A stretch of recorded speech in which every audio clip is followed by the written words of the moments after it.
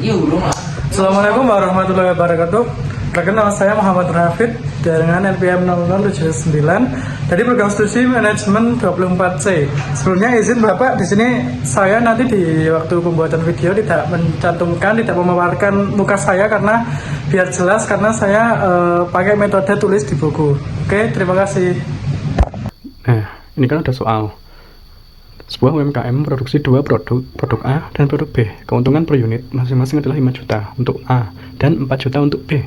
Produksi dibatasi oleh dua sumber daya, waktu mesin dan jam tenaga kerja. Nah, di sini ada dua info, yaitu ketersediaan waktu mesin maksimal 18 jam per periode, atau A butuh 2 jam per unit, B butuh 1 jam per unit. Terus yang kedua ada ketersediaan tenaga kerja maksimal 24 jam per periode, A butuh 1 jam per unit, B butuh 3 jam per unit. Nah, yang ditanyakan ada 3, yaitu yang pertama, formulasikan dan tentukan rencana produksi yang memaksimalkan total keuntungan. Yang kedua, gunakan metode grafik, gambar daerah visible, tentukan titik pojok, lalu tentukan nilai yang memaksimalkan. Yang ketiga, yaitu gunakan metode simplex, buat tabel, tentukan nilai maksimal. Nah, kita mulai ke langkah yang pertama. Pertama yaitu formulasikan produk linear. Sebelumnya maaf Pak, nggak ada muka saya karena emang nggak bisa, kalau nggak kelihatan nanti nggak jelas. Kalau kelihatan nanti nggak jelas. Nah, yang pertama itu kita formulasikan dan tentukan rencana produksi yang memaksimalkan total keuntungan. Nah, kita bikin formulasi model program linear dulu. Yang pertama itu fungsi tujuan untuk memaksimalkan keuntungan. Fungsi tujuan. Nah, rumuskan kan Gmax sama dengan, di situ tertulis keuntungan per unit X1 adalah 5 juta dan keuntungan per unit X2 adalah 4 juta. Jadi bisa tulis Zmax sama dengan 5 X1 plus 4 X2. Nah, kita harus temukan lagi nih fungsi kendala. Yang pertama yaitu fungsi kendala mesin, waktu mesin, atau kita singkat waktu mesin. Nah, jadi kan maksimal 18 jam, X1 butuh 2 jam per unit, X2 butuh 1 jam per unit. Berarti kita tulis seperti ini, 2X1 tambah 1X2 tidak lebih dari sama dengan 18. Nah, terus kendala tenaga kerja, kendala tenaga kerja. Jadi kita singkat aja kayak gini. Jadi kita tulis maksimal 24 jam, X1 butuh 1 jam per unit, X2 butuh 3 jam per unit. Jadi kita tulis 1X1 tambah 3X2 tidak lebih sama dengan 24 karena 24 jam. Nah, kita tulis juga kendala non negatif, itu adalah kendala non negatif. Kendala non negatif itu adalah X1 dan X2 itu lebih dari sama dengan 0. Nah, kita udah ketemu nih. Yang pertama kita akan mencari metode grafik, karena rencana produksi yang memaksimumkan keuntungan itu akan ditentukan melalui perhitungan dengan metode grafik dan metode simplex nanti hasilnya. Terus kita masuk ke kedua, itu metode grafik. Nah, metode grafik tujuannya itu adalah mencari daerah yang layak atau daerah visible tadi. Nah, yang pertama itu kita harus mencari kendala waktu mesin untuk menentukan titik-titik pojoknya. Kendala waktu mesin atau KWM, kita singkat gini aja. Itu kan tadi udah ketemu nih yang ini. Untuk formulasinya adalah 2X1 tambah 1X2 tidak lebih dari sama dengan 18. Nah, tinggal kita cari kendala satu-satu. K1 yaitu 2X1 ditambah 1X2 sama dengan 18. Nah, terus kita asumsikan salah satu dari X1 atau X2 itu ada nolnya. Jadi gini, 0 plus 1X2 sama dengan 18. X2 sama dengan 18. Jadi X2 dari kendala waktu mesin itu adalah 18. Kita cari X1 nya, yaitu 2X1 ditambah 1X2 sama dengan 18. Terus 2X1 ditambah X2 nya kita asumsikan 0, jadi 18. 2X1 sama dengan 18, X1 sama dengan 18 per 2 atau X1 sama dengan 9. Nah, gini. Terus kita cari juga kendala jam tenaga kerja, yaitu kendala jam tenaga kerja.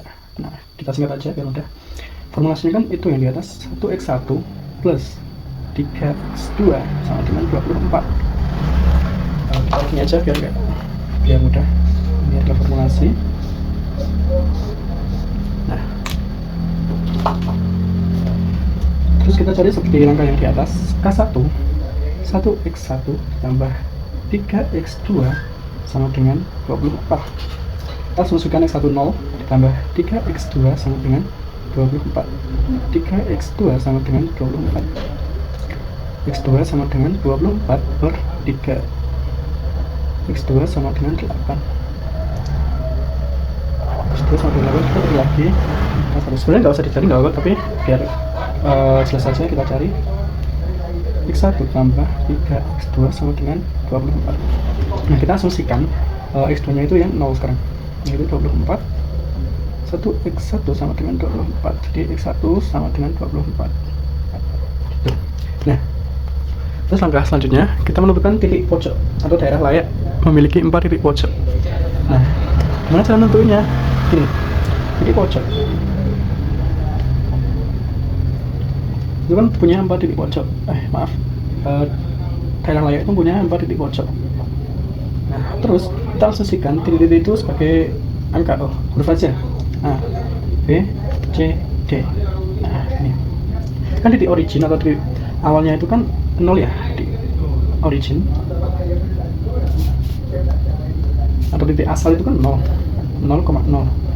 Terus perpotongan kendala B atau titik kedua itu adalah perpotongan kendala waktu mesin dengan X1 yang ini. Nah, yang ini. Jadi kita langsung saja kan udah kita hitung kok. Kita untuk titik pojok B itu adalah 9,0 yang berasal dari perpotongan kendala waktu mesin dengan X1 ini, X1. Nah, yang selanjutnya itu sama perpotongan kendala tenaga kerja dengan X2 atau ini. Jadi hasilnya 8 sama dengan, karena ini X2 berarti tulisannya seperti ini, 0,8. Terus D, nah ini D. D adalah perpotongan kedua kendala. Jadi perpotongan antara sumbu X2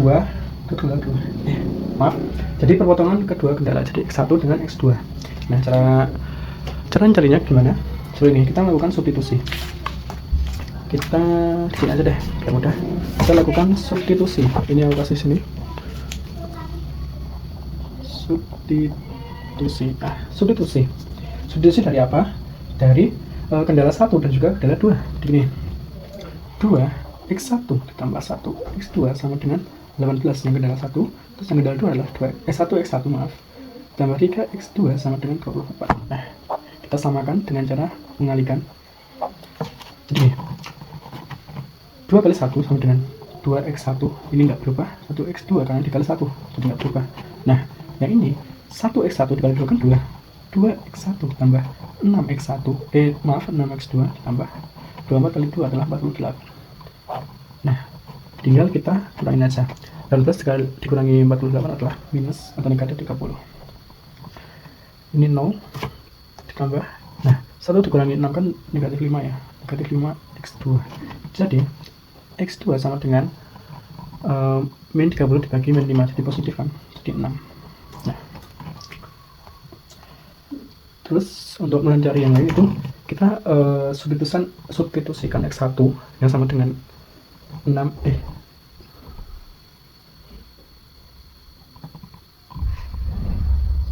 Nah, selanjutnya ini udah ketemu nih.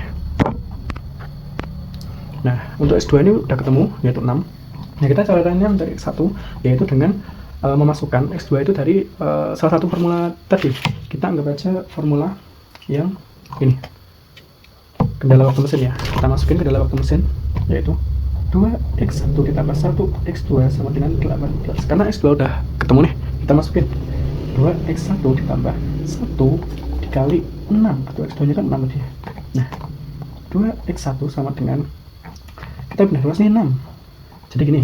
Nah, x1 sama dengan 18 dikurangi 6 kan 12. Jadi x1 adalah, karena ini dipindah, dibagi 2, atau x1 sama dengan 6. Udah ketemu nih, x1 6, x2 juga 6. Nah, kita kembali ke sini. Jadi daerah atau titik pojoknya itu yang D, yang titik D itu adalah 6,6. x1 dan x2 nya sama-sama 6. Nah, kita move ke menentukan nilai maksimum. Sini aja. Nah, bagaimana caranya menentukan nilai maksimum? Yaitu dengan memasukkan ini tadi. Nah, fungsi tujuan, jadi z max sama dengan 5x1 ditambah 4x2. Jadi untuk memaksimalkan keuntungan kita harus menggunakan itu. Zmax sama dengan 5x1 tambah 4x2. Nah, kita tulis lagi nih poin tadi. Karena kita menggunakan ABCD jadi samain aja. Nah, titik A kan tadi 0,0, terus B itu 9,0, C itu kan 0,8, terus D nya kan 6,6. Nah, kita masuk ke rumusnya tadi. Jadi Z max dari ini A adalah 5 dikali X1 kan 0 tambah 4 X1 juga 0 sama dengan 0. Nah, ini sama 5 dikali X1 nya 9 ditambah 4 kali 0. 5 kali 9 adalah 45. 4 kali 0 itu 0, jadi udah habis. Ini juga sama, 5 dikali 0x1 tambah 4 kali 8x2 sama dengan 32. Karena ini 0, 4 kali 8 sama dengan 32. Nah, ini adalah 5 dikali 6x1 ditambah 4 dikali 6x2 sama dengan 5 kali 6 adalah 30 ditambah 24. 4 kali 6 kan 24. Nah, sama dengan 54. Di sini terdapat nilai maksimum atau nilai paling tinggi. Jadi dapat kita simpulkan keuntungan maksimum itu adalah 54 juta. Keuntungan maksimum adalah 54 juta. Nah, diperoleh dengan memproduksi 6 unit X1 atau produk A dan juga 6 unit X2 atau produk B gitu. Kesimpulannya seperti itu. Ini sama ini. Kita stabilo biar mudah. Jadi keuntungan maksimum itu 54 juta dari memproduksi 6 produk A dan juga 6 produk B gitu. Nah, grafiknya kita akan menggambar grafik. Kali ini udah dari titiknya nih. Nah, kita buat simbolnya gini. Maaf melenceng. Nah, ini 0. Di sini adalah X1 atau produk. Nah, terus di sini adalah X2 atau produk B. Nah, seperti ini. Terus, karena kan ini D-nya itu A itu 0,0. Nah, terus B itu adalah 9,0. Jadi, X1-nya kan 9. Kita cari, asumsikan di sini itu adalah 9. Ini titik 9. Ini titik 9. Nah, terus 9,0 di sini. 9,0. Nah, terus C, titik C kan 0,8. Kita asumsikan 8 itu di sini aja. 0,8. Nah, terus kita di sini kita asumsikan kan tadi dijelasin nih yang kendala waktu mesin kan X2 nya 18, terus yang bicara tenaga kerja itu adalah X1 nya itu 24. Nah, kita asumsikan kan X berapa tadi, X2 nya kan 18, di sini itu 18, kita asumsikan di sini 18, terus di sini itu 24. Nah, bagaimana cara kita menentukan 6,6 atau daerah raya atau daerah visible? Itu seperti ini. Kita tarik garis lurus dulu dari 8,24 seperti ini, katakanlah seperti ini. Terus 9,18 seperti ini. Nah, kita punya 4 titik nih, titik 0, 0,0, terus 0,9, terus 0,8, dan juga 6,6. Nah, di sini ini kan 6,6. Jadi daerah layak visible itu ada di sini, teman-teman. Dengan ini 0,8, di sini 9,0, dan di sini adalah 6,6, di sini 0,0.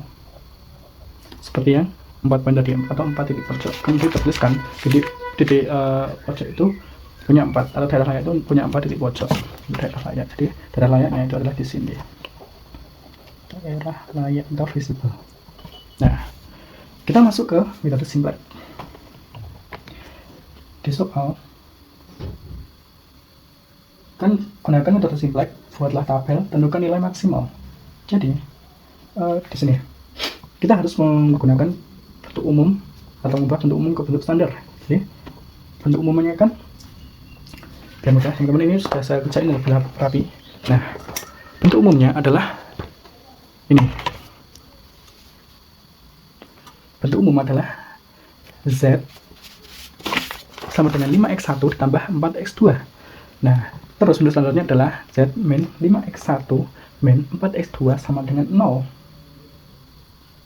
Nah, kenapa kok ini bisa sama dengan 0? Karena kita mengubah pertidaksamaan dari ini dengan menambahkan variabel select atau S1 ini atau S2 ini sama. Jadi, kayak ini fungsi kendala 2x1 ditambah 1x2 tidak sama dengan atau tidak lebih dari sama dengan 18 menjadi sama dengan 18 dengan menambah select S1 atau S1 ini. Nah, seperti ini. Dan seterusnya. Nah, terus kita mencari variabel baris nih. Atau kita bikin tabel, karena kalau kita nulis ulang kan lama, jadi seperti ini aja ya. Variabel baris atau seperti ini. Ini adalah tabel simplex awal atau tabel awal lah ini. Ada S1, select 1, S2 dan juga Z. Nah, di sini ada literasi 1. Sebelum kita ke literasi, cara mengisi gimana kalau bisa 2, 1, 1, 0, 18 itu adalah kita berpatok sama ini. Patokan sama ini. Bentuk standar dari masing-masing fungsi kendala. Nah, X1 itu kan 2. Nah, terus X2 pada S1 loh. X2 itu kan 1. X1-nya 1. S1 itu kan juga 1. Nah, S2 kenapa 0? Karena di sini tidak ada S2. NK itu adalah 18. Nah, sama halnya dengan S2. S2 itu kan X1-nya 1. Nah, terus X3-nya kan X2-nya kan 3. Terus S1-nya kan nggak ada 0. Terus ada S2. S2-nya 1. Terus NK-nya 24. Terus Z itu kan min 5 nih, min 5. Terus min 4x2 kan nggak ada S1 sama S2, 0, 0 dan juga NK-nya 0. Nah, kenapa kok ini ada tanda seperti ini? Kita cari indeks terkecil. Dari sini, NK dibagi 2. Dibagi nilai ini. Oke, sebelumnya kita akan cari nih, apa itu baris kunci, elemen kunci dan juga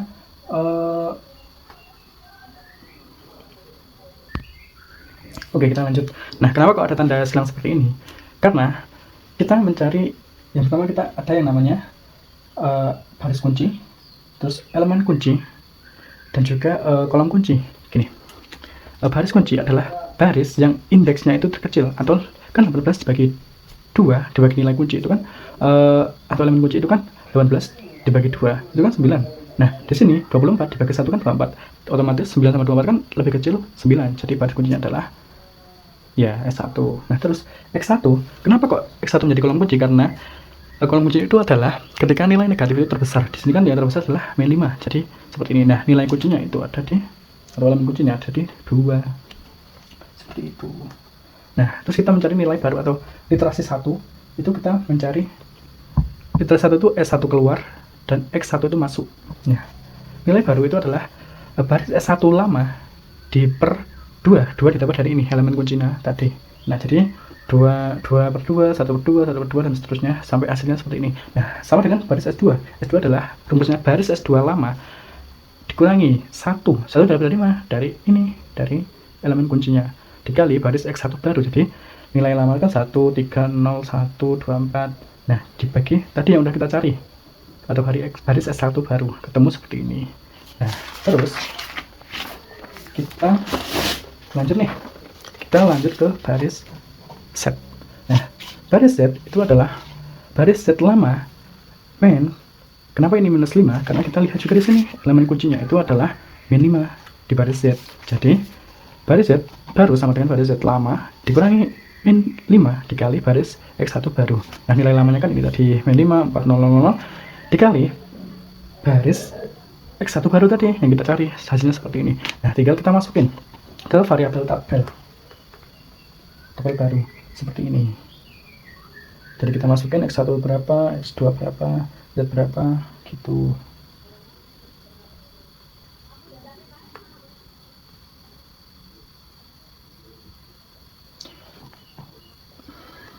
Nah, kita udah nemu nih, kan tadi udah dimasukin. Terus kita masuk ke literasi 2. Caranya sama, kita mencari indeks nilai terkecil, yaitu 6. Di sini indeksnya itu paling kecil. Dan juga untuk kolom kunci itu mencari minus atau min yang paling besar. Jadi min 3 per 2. Jadi udah ketemu. Nah, nilai kuncinya itu ada di 5 per 2. Nah, literasi 2 itu sama. Kolom kunci X2 itu kan koefisien negatif di baris ini paling besar. Nah, terus kita mencari literasi 2, yaitu S2 keluar, X2 itu masuk.